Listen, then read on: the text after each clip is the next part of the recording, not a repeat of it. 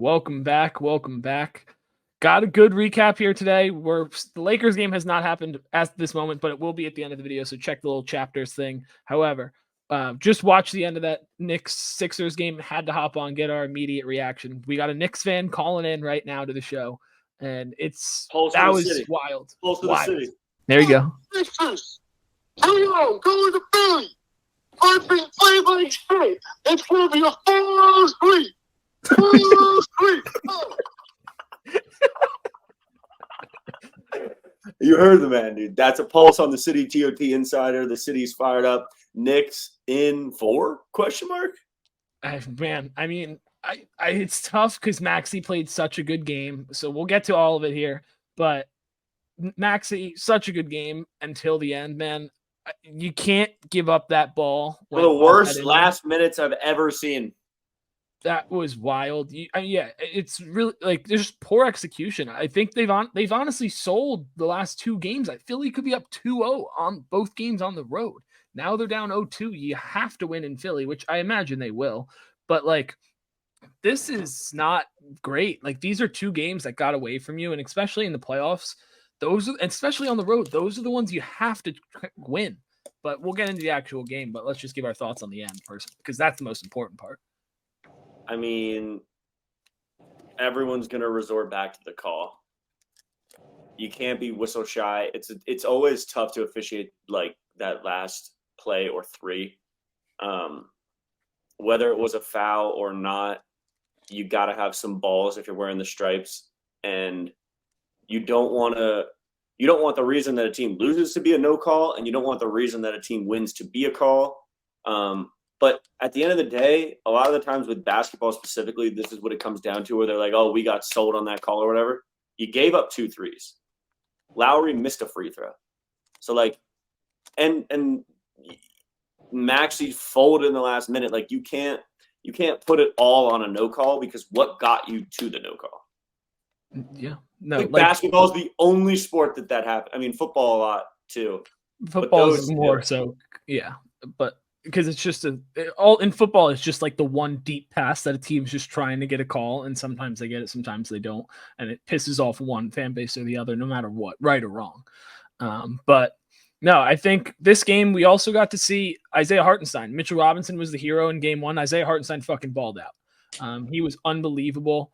And I thought late game, you miss a 3, you get an offensive rebound. What did we say the whole series? We said the Knicks destroyed the Sixers in game 1. The Sixers have to correct it in game 2 on the glass. I'm going to pull up the numbers here, but I mean, they just quite simply, in the late game, you can't lose that rebound. You're tied in rebounding today. Way better from the Sixers, but when it mattered most, you didn't execute on the glass. You have to finish possessions. And tough way for Philly to go out in this game specifically, but yeah, Jalen Brunson wasn't even good again. Like, you have to win these games. What did he end? Like, what, for 20-something? I think he had 26 to end with. Yeah, but how many 24 shots did he take? 24 on 29 shots, including 9 free throws, by the way. That is 8 of 29. That is abysmal. And you got to get a better look. That last play, you got to get a better look. I know you didn't have time, but you got to have something. You have to have built-in sets, mayhem sets, and you can't just Maxey. You got the ball in your hands. You got him here. Take something. Put your nuts on the table and take something. Don't just dump it off to a guy on the wing, and then they got to chuck some dumb shit up. Like, you got to have something for that.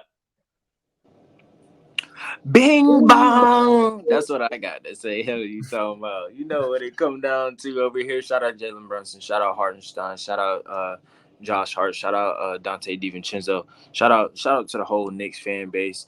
Y'all really got it going in order for them to, want to win that bad. I think that's also due to Tibbs and his structure for how those guys stay consistent with showing up and focusing on each play by play.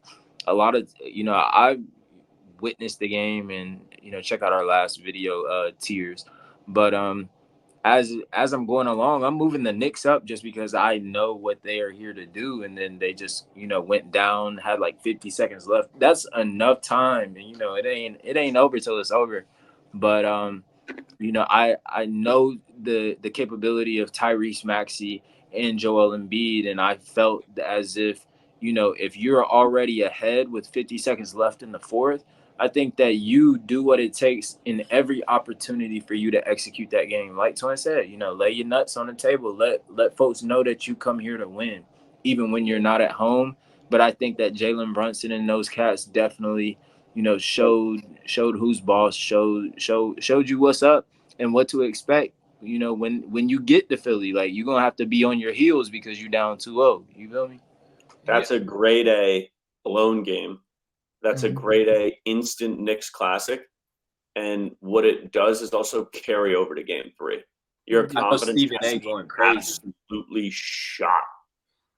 Like I'm still shocked just watching it. I had a bet on the Knicks to win, so I'm happy. But watching that, I'm like, they're dead. Like there's no way. And I guess that's just the new age NBA, man. And like Maxey was 1 rebound away from a triple double, and they lost.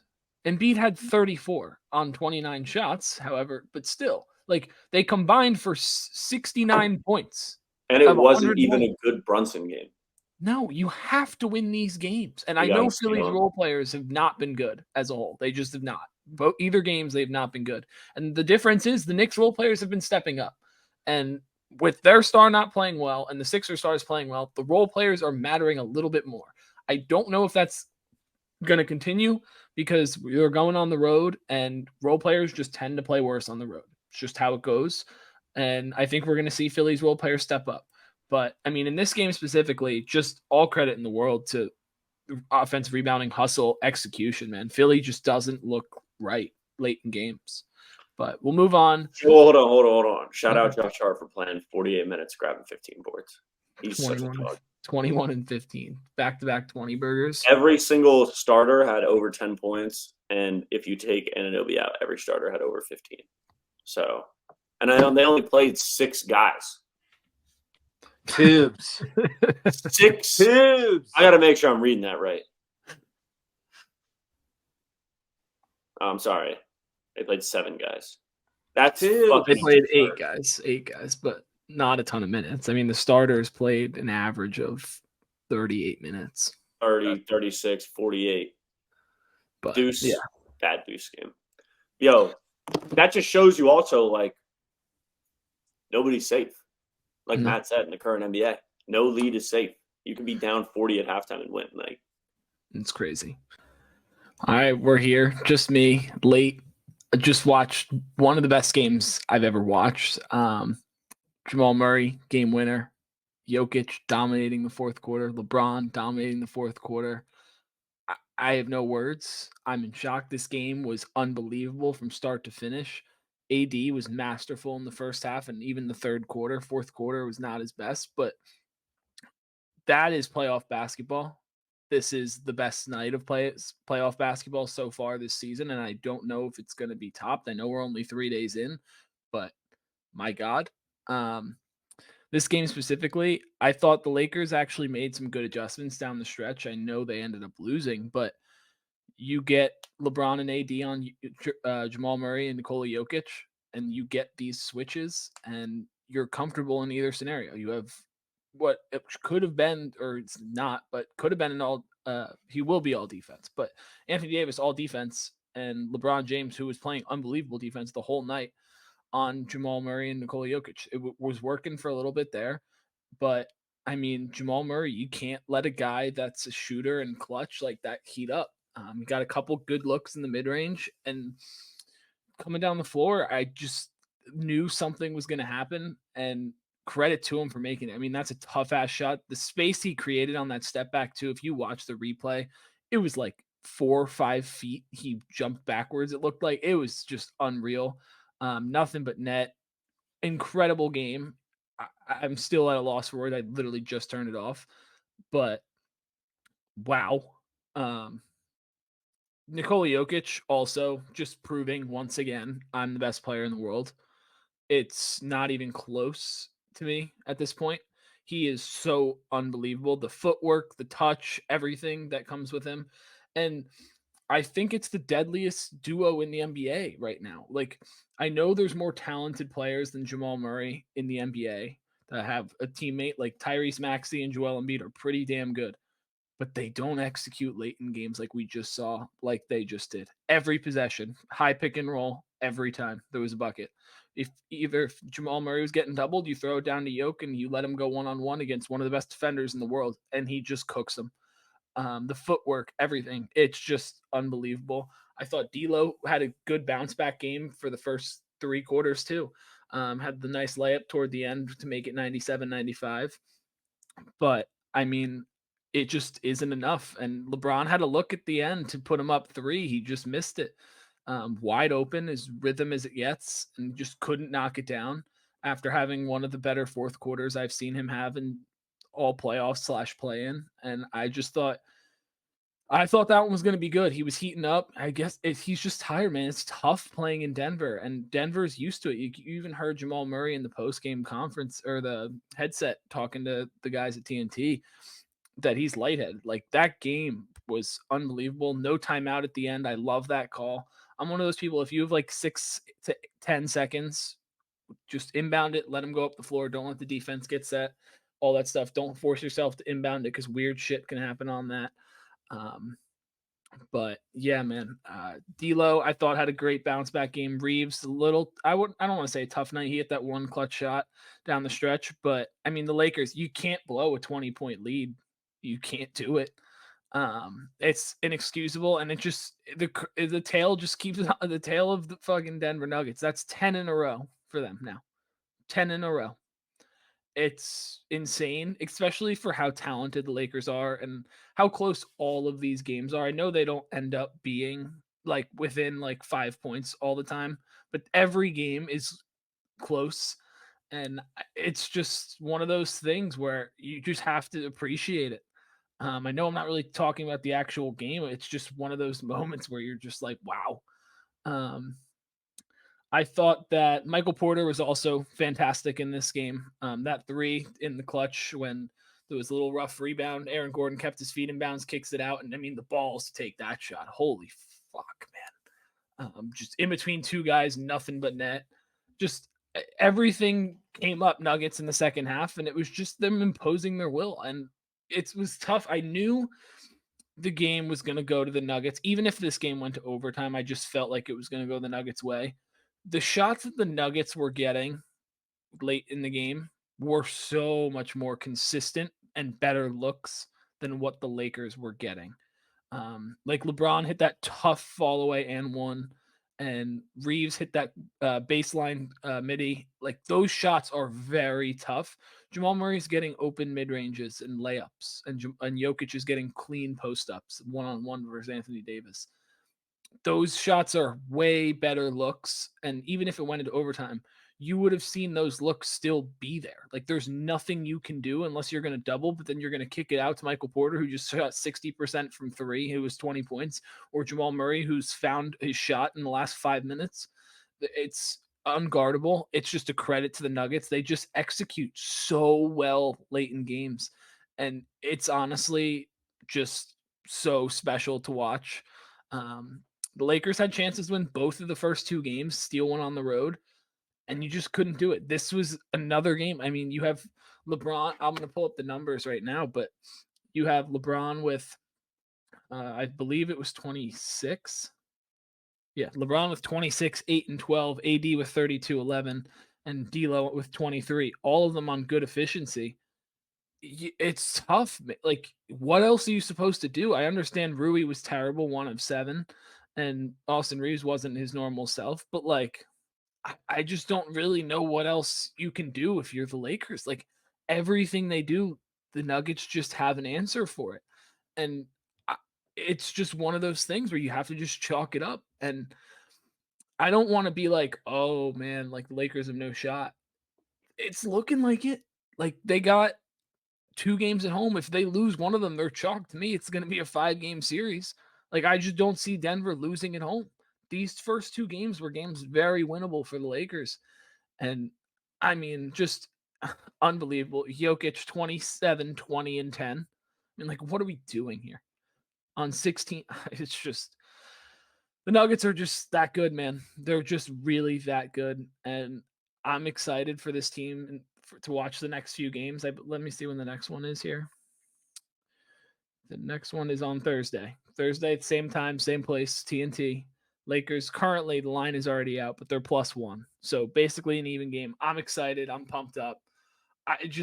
This series is going to be must see TV, and this is why we love sports. But we'll move on to the other game in the early slate. A little less entertaining is that one because the Cavs once again dominate, winning another game by 10 points, 96-86, holding the Magic under 90 points once again. Just one of those things where the Cavs just look like a legit playoff team where they're experienced. They know what they have to do. They haven't trailed for a second in this series. I'm going to go on my little Cavs post game here real quick, but they just haven't trailed. Jared Allen has been unbelievable. And for all you Cavs fans out there, here's your hashtag stat that of the day. Jared Allen has grabbed more rebounds in the first 2 games of this series than he did all last series against the Knicks. To put that in perspective. 18 in game one. He's playing against Mickey Mouse bigs. Fair, but 18 in game 1, 20 in game 2. Guy has been unbelievable. Not only rebounding the ball, I think he had 8 offensive rebounds today.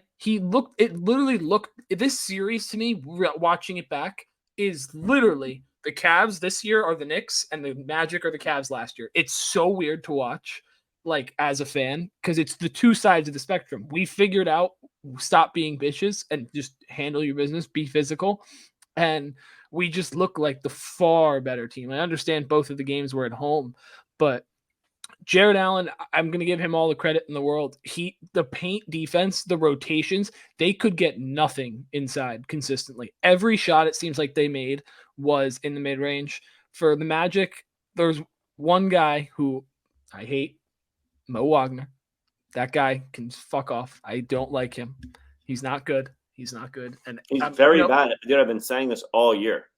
And the best part is he's just another guy in the Cavs playoff saga that we can hate. We still boo Kelly Olynyk every time he touches the floor in Cleveland. We're going to boo Mo Wagner every time he touches the ball in Cleveland. Every time. And it's awesome. I love this. It's my favorite time of the year. And I love when the fans as a whole just collectively go in on one guy for doing some cheap shit. And it's the best, man. I love it. Darius Garland, foul trouble in the first half. Second half looked unbelievable. Was getting to his spots, hit 4 threes in the second half. Just was controlling the pace very well. Still a couple turnovers where I'm like, all right, let's get this figured out, where he was trying to push it into the lane a little too far without going up. But I mean, just overall, the core 4 balled out once again. And George Niang, again, didn't have a good game for his standards. Isaac Okoro and Karras, I thought, were great in different sections of the game. Isaac was really good in the third quarter. Karras was really good in the first quarter. And then I can't go without talking about my main man, Donovan Mitchell. Just the biggest thing for me in this series was starting fast, because the Magic can't shoot to get back in games. They just can't do it. They're so bad at shooting. It's remarkable. It's like surprising that a team like this got this far, because I haven't watched a ton of Magic games, probably like 10 on the season. But it's remarkable that they're a 5 seed. I understand their defense is legit, but they actually can't shoot outside. I understand it's on the road in their first playoffs and all that, but man, they can't shoot. And Donovan Mitchell came out of the gates with 14 points in the first half or quarter or something like that. It was just unbelievable. And then late in the game, when you needed him to go and just close the deal for you, he just swooped into the lane, got you a couple buckets. But I mean, this series is firmly in the Cavs' grasp at the moment. You just got to handle your business on the road, and we could be looking at a 4, 5, 6 game series easily. I think you're looking at a 4-game series, and obviously we've done a Magic video talking about their gusto. They started playing better they had that stretch towards the third quarter of the season. But what did I say about the Magic all year? Every time the Nets played them, I'd only watched maybe 2 or 3 non-Nets Magic games. So I'd probably only seen them play 5 times or whatever, but every time I watched them play, dude, I just thought they were so ass. I don't understand how they're seeded so high and how they won so many games. And Oh man, the Cavs really match up well against them too. Like Twin Towers are down there eating. Jared Allen had 3 blocks too. So the interior defense is there, and the Cavs have so many more weapons, dude. So many more weapons. That that boy 21 need to get some time. Shit, get the game. You feel me? Maddie don't ever let me just because he's not there yet. He's just not. The next guy that should have played in this game is Sam Merrill. I was actually about to ask you about that. Because he played 4 minutes in game 1. And while, yes, I do feel like we were flowing with the 8-man rotation we had rocking tonight, Sam Merrill has to get in the game. And I think on the road, it's going to be super important because he's just a guy that can come in and shut the crowd down in 2 seconds. He'll hit 2 threes in 30 seconds, and that crowd will be dead silent. So he's a guy that's going to have to get playing time moving forward. I understand that this rotation has been very, very successful in this series so far, but I just think adding Sam Merrill makes this offense just flow a little bit better, and you'll get some spark offense where you're not going to really get it from anyone else because he's just by far and away the best shooter on this team. Movement, catch and shoot, whatever you want to do. And I think what he brings offensively, you can hide defensively where he lacks. And even if you put him defensively, they can't shoot anyway. So, you just put him on the worst guy. He can camp out in the corner, and worst comes to worst, he can sag off a little bit because they can't make shots. I'm going to look at what they actually ended up shooting from 3 in the game, 26%. The Cavs, again, still didn't shoot great for their standards. They shot 31%. These are not, the looks the Cavs are getting are not great because the Magic's defense is legit. I have never denied that, but their offense is just not capable of competing with the Cavs, and I've never said that about this Cavs team against a quality opponent ever. And what did I say about Paulo? I don't know what that means. Pussy. P5, pussy 5, bro. I'm just not. I don't know. Mobley and Isaac Okoro low-key had him in hell. I know if you look at the box score, he had 21 on 9 of 20, but that's why some calls him P5. Yo, he actually just does not move the needle for me. Seriously, he hasn't the whole. I don't know. I actually took some hate in our Magic video for my Paulo slander, and I stand by it. I mean, he was definitely bad in game 1, but not as bad. Today, he looked a lot worse than he did in game 1. 9 turnovers in game 1, and I still feel like he looked better than in this one. Every shot he took was highly contested. The looks weren't really great. How to get a triple-double turning the ball over. And thumbs sat. It's gonna be points, turnovers, and thumbs sat on the bench. I mean, I just think that this match P5 though. I just think that this Magic team isn't ready yet. I think they're going to get punched in the face, and they're going to come back next year and all be able to get a little bit better and show something different. But the Jonathan Isaac experiment at the 5 is just not working. It's just not. He just is too light for Jared Allen. He's just Jared Allen. Just every time he catches the ball, he's killing him, bro. He just backs him up, and it's a layup or dunk every time. And one thing that I'm really confused by, and maybe that's why the Cavs are shooting so low from 3, but they're weirdly selling out to the 3-point line. The Magic are.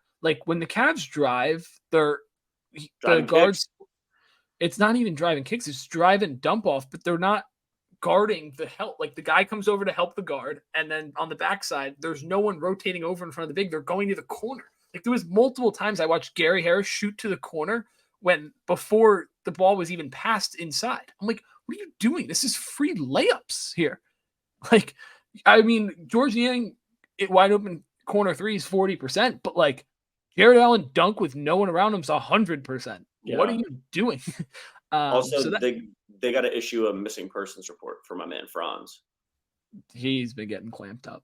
Where's Franz? Everybody's getting ice. Everybody's got a piece of Franz. He's not. He can't shoot. That's what I was gonna say, dude. Especially tonight, watching it was you're looking for him to fill it up on his own. You're talking about they can't score, and they definitely can't, but he can get a bucket, dude. They got to put the missing persons out in Orlando for him. Try and find him. Maybe he's at Disney. But yeah, no, just no one on the Magic really wowed me in either game whatsoever. I thought Paolo had spurts of wowing me in game 1 where I'm like, oh, this guy could be really good in the future. But for this series specifically, no one's really wowed me like I've seen other teams when we play against. Like last year watching Jalen Brunson on the Knicks, I was just like, wow, that guy is legit. But we'll see you on Thursday for game 3. I will be doing a post game. We will be doing the recap of the day, and stay tuned. Now we're going to be talking about the Nuggets and the Lakers. Yep, we'll check back. If you made it to the end of this video, credit to you. Like, comment, subscribe, and peace.